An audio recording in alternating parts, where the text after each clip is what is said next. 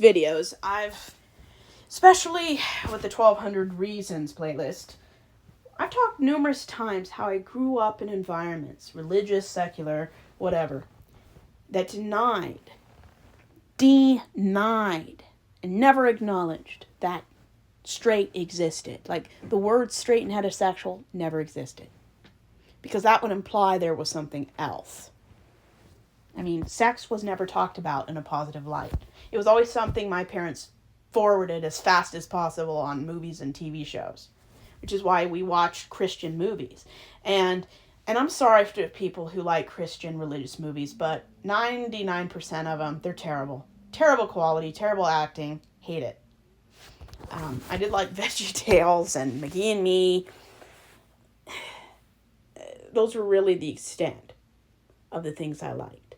I think I like them because my family hates them.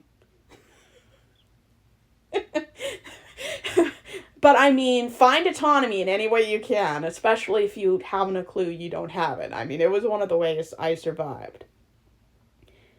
But growing up and realizing that there's more than two genders, there's more than one way to live, that, yeah, you can be married, but you don't have to be autonomous, monogamous, and, the nuclear dream.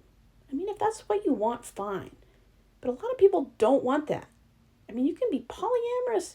You can be you can't become asexual. You're born that way. But, I mean, there are different kinds of people. Even under asexuality, there's so many kinds of what I call the sub-genres of asexuality. And some people lump in aromantics with asexuals. Some people do, some people don't. I don't really have an opinion as long as the person you're talking about or talking to doesn't have a problem with it. I don't have an opinion. But realizing that not everybody wants to be Romeo and Juliet is fine. You don't have to pursue anything. As long as you're pursuing what you want, great. Just make sure what you're pursuing is what you really want, and it's for healthy reasons. That's what therapy is for. And just learning about the different sexual orientations and just gender identities never existed in my childhood. Not even a hint of it. And I'm still learning. I mean, for the last 2 years, I thought aromantic people were a subgenre of asexual people. And Wikipedia says it's different. I met a therapist who was demisexual. I mean, there are so many different kinds. I mean, how ignorant do people have to be? How intolerant, how bigoted do you have to be to say with a straight face there is two genders and one kind of sexuality?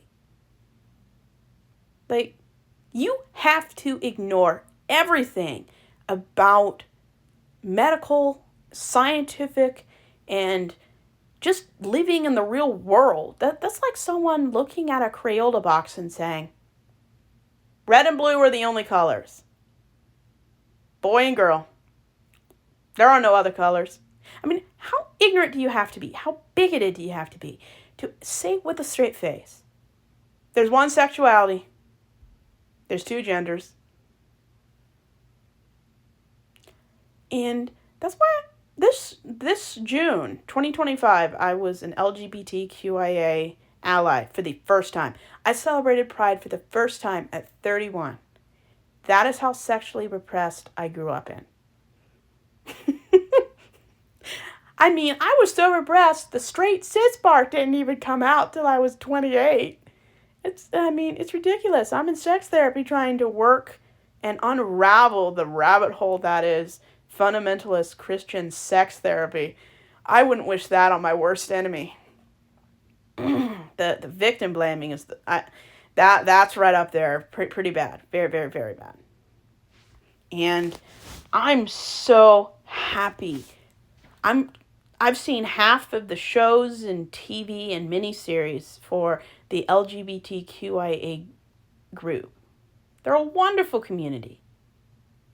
Wonderful. And I'm never going to say that they're perfect, that they never do anything wrong. I mean, I'm a white person. There's a bad person in every group. But they're a wonderful group. I've met hundreds of them through work and things I've done on the side. They're very nice. And some part of me says, why would you think they weren't? Because that's how I was raised. Okay? Anyone who isn't cis, straight, white, you're taught to fear them.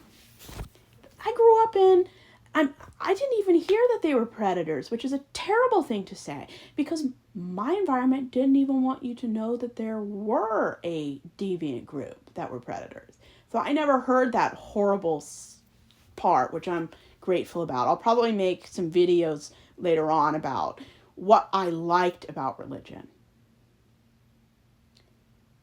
But right now, I don't want to say anything nice about religion because I'm dealing with coming out of it. So maybe when I'm more in the 800s of my 1200 list, I might start doing the few good things that I learned through religion. But right now, I'm just not in the mood for that. It's hard to say nice things about a religion whose members are ghosting me at the moment. But I'll hold off on that. Because I want to do it justice. I don't want to be prejudiced against a playlist I make due to current circumstances. And yes, there are a few good things that do come out of religions. But I just don't like religion because the core ideology is terrible. And something good can come out of something terrible. I just don't want to support the terrible part. And I think you can find something better somewhere else. And no matter what good religion does, it will never undo the bad. It doesn't even come close. It just doesn't. So acknowledging sexual orientations exist is so freeing. So freeing. I don't have to put up with the insufferable, self-righteous people who say, one sexuality, being straight, and two genders. Next time someone says that, I'm going to laugh. I mean, you have to be ignorant or delusional to say something like that. And waking up and realizing how transphobic and homophobic people are, even sexist. Wow. I'm going back and rewatching a lot of the iconic TV shows I saw 10 years ago. And man, am I noticing a lot of sexism. Right now, I'm working my way through Boy Meets World.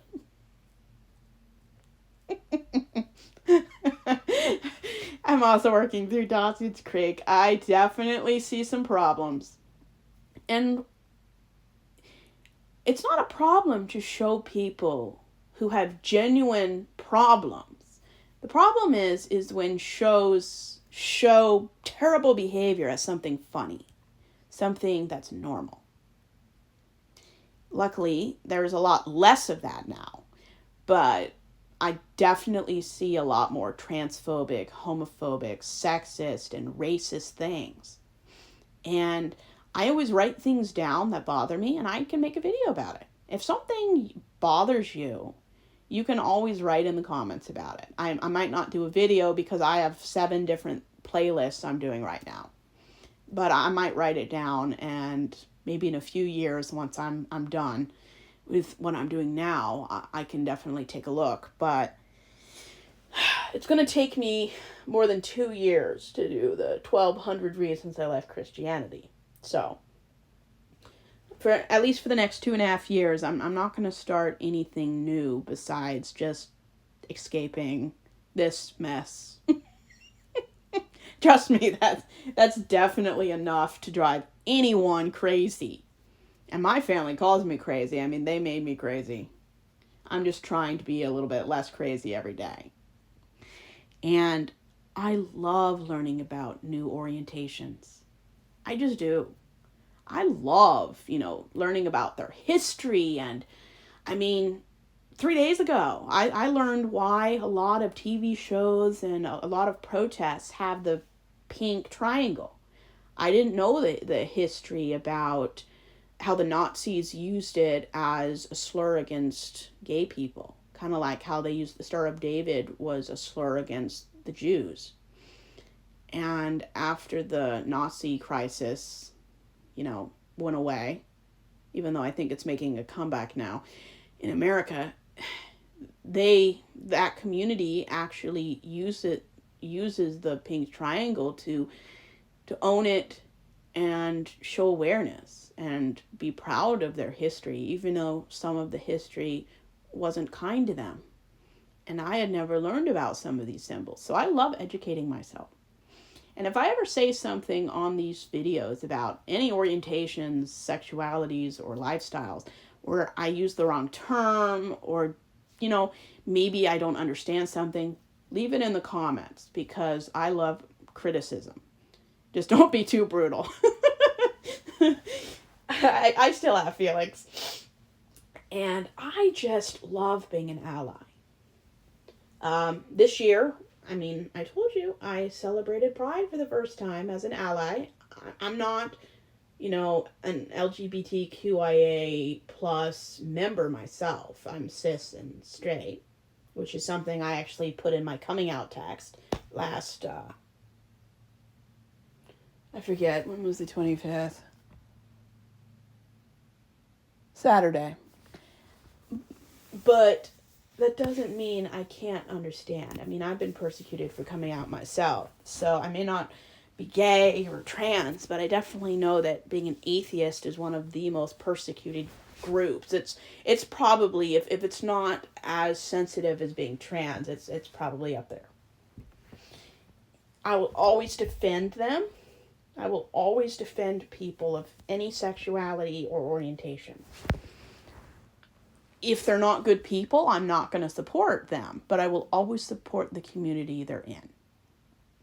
It's like, I support white people because I'm white. I will not support and enable people who are white that say horrible things. But not all white people are bad. There are some genuinely kind allies who happen to be white. They use their white privilege to help people, to raise awareness. They never misuse it. At least, everyone's not perfect, but consistently they use that privilege to help other people. That's what I try to do. And yes, there are days I wake up and